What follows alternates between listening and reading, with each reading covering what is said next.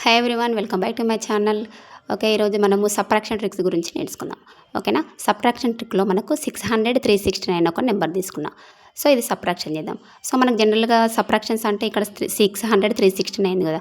So ఇక్కడ నుంచి ఇక్కడికి బారో తీసుకోండి, ఇక్కడ 10 9 8 ఇలా తీసుకుంటాం కదా. సో ఇలా కాకుండా ఏం చేయాలంటే 600 నుంచి -1 సబ్ట్రాక్షన్ చేయండి. నెక్స్ట్ 369 నుంచి -1 సబ్ట్రాక్షన్. ఓకే, ఇక్కడ ఏమవుతుంది 600 -1 అంటే 599. సో 369 -1 అంటే 368. ఇప్పుడు ఈ నెంబర్ని సబ్ట్రాక్షన్ చేసుకుందాం. ఓకేనా. ఇప్పుడు ఈ నెంబర్ని సబ్ట్రాక్షన్ చేసుకుంటే ఇక్కడ సబ్ట్రాక్షన్. సో ఇక్కడ చూడండి 9 - 8 1. ఓకేనా. నెక్స్ట్ 9 - 6. ఓకే, 9 - 6 అంటే 3. నెక్స్ట్ 5 - 3 2. ఇక్కడ మనకు వచ్చేసి ఆన్సర్ ఏమొచ్చేసింది 231.